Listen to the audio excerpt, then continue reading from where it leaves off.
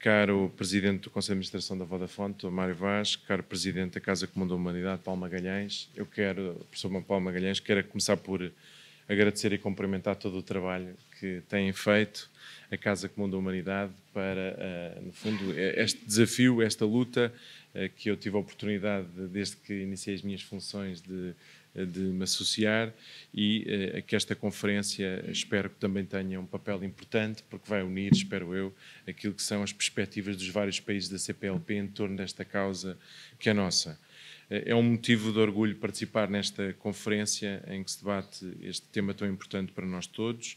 Digo com a legitimidade reconhecida de Portugal, quando assinalámos os 50 anos da Conferência de Estocolmo, referi que era objetivo também do nosso país o reconhecimento pelas Nações Unidas do clima estável como património comum da humanidade. Lembro que este objetivo consta da Lei de Bases do Clima aprovada em Portugal, que está em vigor desde 1 de fevereiro, mas também queria dar nota que este esforço de construção de um equilíbrio mundial mais justo e menos desigual nos domínios da gestão climática e ambiental deve unir os países de língua portuguesa, Angola, Brasil, Cabo Verde, Guiné-Bissau, Moçambique, São Tomé e Príncipe e Timor-Leste, porque penso que é algo que eu acho que facilmente nos colocará numa perspectiva de avaliação de que é algo que também valorizará os laços que nós temos. O caráter pioneiro do domínio do ambiente é, aliás, algo que está bem vincado em Portugal e tem marca portuguesa. Eu quero recordar que há 6 anos o Primeiro-Ministro António Costa assumiu em Marrakech o desafio de atingir em 2050 a neutralidade carbónica, ou seja, saldo zero em emissões de gases com efeito de estufa. Hoje isto já parece mais normal quando nós olhamos em termos internacionais, porém há 6 anos atrás não faltava quem considerasse isto uma questão de irrealismo. Isto é importante ser dito porque em muitos aspectos também tem existido uma grande evolução na ambição que temos tido e temos conseguido, de alguma forma, ganhar em termos de compromissos internacionais. Também aqui, com o roteiro da neutralidade carbónica, foram definidos fundamentos para esse caminho e desbravaram-se obstáculos à aprovação de uma lei do clima em Portugal. Também aprovámos pela presidência portuguesa uma lei europeia do clima. Foi assim possível perceber que neste caminho e do ponto de vista daquilo que são o roteiro da neutralidade carbónica, que dos vários cenários que foram colocados, foi possível perceber que é compatível o desenvolvimento económico com aquilo que são os planos de maior redução de emissões.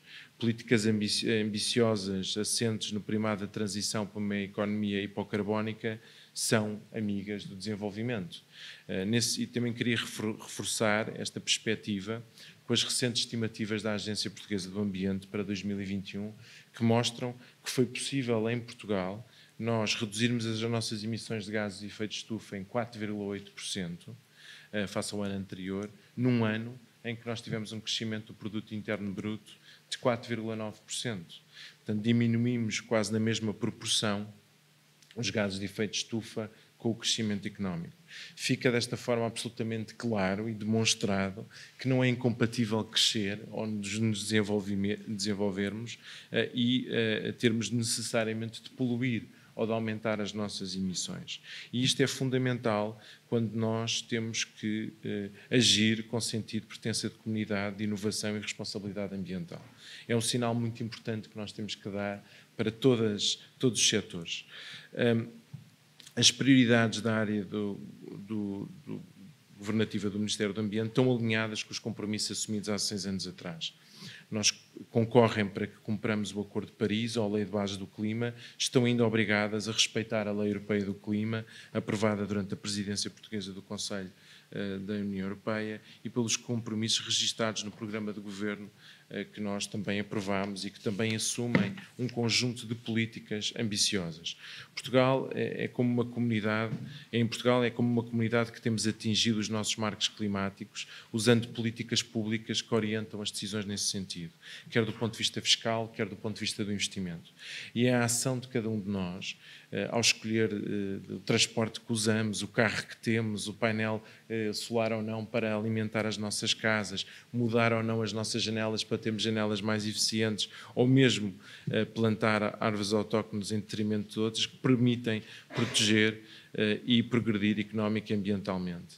É absolutamente necessário o envolvimento de todos e só conseguimos atingir os nossos objetivos se nós tivermos o contributo de todos os setores. Nós temos feito investimentos muito significativos nas energias renováveis, na energia hídrica, eólica, solar, também naquilo que é uma estratégia de desenvolvimento de gases renováveis, porque nós sabemos que não podemos depender totalmente na eletrificação. Aliás, este ano é um ano particularmente relevante para se perceber, no ano em que estamos com um ano de seca, que automaticamente afeta aquilo que, por exemplo, é a produção de energia hídrica no nosso país, para percebermos que nós temos que ter estratégias diversificadas para poder responder aos desafios que temos e para os desafios também do ponto de vista económico. E nós temos no futuro um conjunto de projetos também muito ambiciosos, como, por exemplo, a energia solar flutuante ou mesmo aquilo que é a energia eólica offshore. Só para dar alguns exemplos de projetos ambiciosos que o nosso país tem em linha com os compromissos e com as metas que temos alcançado. Mas não está tudo feito, é preciso descarbonizar os nossos sistemas económicos usando de forma eficiente os recursos e apostando na economia circular. Nós temos que reforçar e garantir a preservação da biodiversidade, temos que valorizar o nosso capital natural e, uma vez mais, agradeço aquilo que tem sido a colaboração que a Casa Comum tem tido connosco naquilo que é o trabalho que temos estado a desenvolver para a valorização do capital natural. Nós temos que reforçar a capacidade de consumidor, nós não podemos atuar apenas do lado da redução das emissões, nós também temos que ter a capacidade de reforçar a capacidade de consumidor do país e um dos objetivos políticos que nós temos neste mandato é criar um mercado voluntário interno de carbono e da biodiversidade para regular os valores naturais, mas também para ajudar a captar mais recursos para as zonas protegidas, as zonas florestais, as zonas que nós, no nosso país, precisamos de proteger. E isto é algo que o nosso país quer desenvolver e que eu acho que tem também uma margem muito grande de diálogo, cooperação com um conjunto de outros países que também precisam e querem desenvolver políticas de proteção e regularização daquilo que são os seus valores naturais. Ao mesmo tempo, nós temos que mobilizar todos os setores florestais para alargar aquilo que é a responsabilidade da gestão da floresta e garantir, por essa via, o combate ao abandono, o combate aos fogos florestais, a garantia, mais uma vez, que desta forma nós temos capacidade de consumidor. Também o queremos fazer através da classificação das áreas protegidas, compromisso internacional que o país tem para classificar até 2030 30% daquilo que é o seu território em terra e também no mar.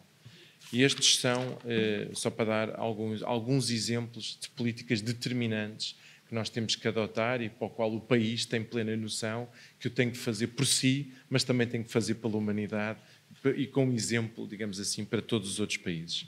Lembrei no início da minha intervenção que no passado mês de junho tive a oportunidade de participar na sessão que assinalou os 50 anos da Conferência de Estocolmo, pela primeira vez em que a humanidade olhou para o ambiente sob uma nova perspectiva, como algo finito, de que é preciso cuidar, em que tudo o que fazemos leva a repercussões sobre a própria humanidade. Foi um ponto de partida para compreendermos melhor a interligação entre os seres humanos e a natureza. Ainda assim, decorridos 50 anos, as leis internacionais não foram suficientes para prevenir o aquecimento global e a degradação do ambiente. E uma das afirmações mais revolucionárias de Estocolmo foi a de que indicar que é responsabilidade de cada Estado garantir que atividades sob a sua jurisdição ou controle não causam danos ao ambiente noutros Estados ou áreas para além do domínio nacional. A lógica mantém-se e tem alimentado a forma como combatemos as alterações climáticas, as perdas no domínio da biodiversidade, a desertificação ou a poluição do mar por plásticos. Esta lógica levou a que o clima fosse considerada uma preocupação comum para a humanidade, algo que se reflete nos compromissos internacionais dos Estados, no sentido de tentarem evitar danos, por exemplo, através das emissões negativas de CO2. Mas vale a pena lembrar, como fez o painel intergovernamental para as alterações climáticas da ONU, que devemos reforçar incentivos para que se concretizem as emissões negativas de gases com efeito de estufa até 2050. As alterações climáticas estão a acontecer todos os dias e com muitas evidências científicas que não podem ser ignoradas. E há pouco vos referi, o nosso país tem, neste ano, um bom exemplo com a seca que nos atinge. Foi o terceiro pior ano de seca desde 1931. Temos de acelerar as políticas de redução e mitigação de emissões, mas também temos que adaptar os territórios às alterações climáticas para evitar catástrofes ambientais. E se queremos ultrapassar este desafio, nós precisamos de construir parcerias resilientes para que todos possam ganhar e incluir quem ainda olha para o futuro com óculos do passado. Esta missão exige que limpemos a atmosfera em nome do bem-estar de toda a humanidade. Mas é possível construir uma economia que ativamente limpe a atmosfera, recuperando a biodiversidade e o suporte da vida na Terra.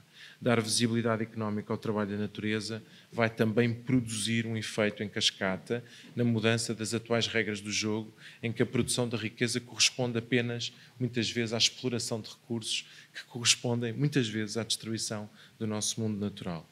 Vale a pena lembrar os dados revelados esta semana pelo Eurostat. Na última década, os prejuízos causados por episódios climáticos são estimados em cerca de 145 mil milhões de euros. Só em 2020 os prejuízos superaram os 12 mil milhões de euros.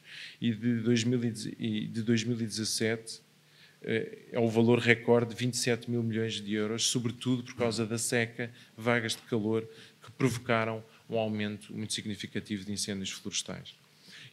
Impõe-se, portanto, que nos questionemos se nós temos as condições necessárias para repensar e recriar um mundo melhor de acordo com os limites do nosso planeta e se temos a vontade necessária. Bem, nós achamos que a resposta às duas perguntas é positiva. Nós temos as condições e temos a vontade. Mas do ponto de vista multilateral, em termos internacionais, há sinais contraditórios. Se é certo que nós podemos falar de esperança quando pensamos nos compromissos internacionais para que se acabe com a poluição de plásticos nos oceanos, só para dar um exemplo recente, não é menos verdade que a invasão russa e a consequente guerra na Ucrânia também representam ameaças para a Europa e o mundo. E neste sentido, para todos os esforços que têm sido realizados na defesa e proteção dos ecossistemas e da biodiversidade. O mundo continua em mudança e, apesar de todas as lições aprendidas, o desafio permanece enorme quando falamos de desenvolvimento sustentável ou planeta sustentável. As mudanças climáticas não são apenas uma preocupação, são um problema estrutural das nossas sociedades e nós precisamos estar unidos para o vencer. E podem contar com Portugal para ser um parceiro ativo em enfrentar estes desafios, quer mantendo políticas ambiciosas ao nível nacional, quer construindo pontos internacionais para que nós consigamos ter mais justiça e equilíbrio no que diz respeito ao combate às alterações climáticas. Muito obrigado a todos. Desejo-vos a todos uma boa conferência.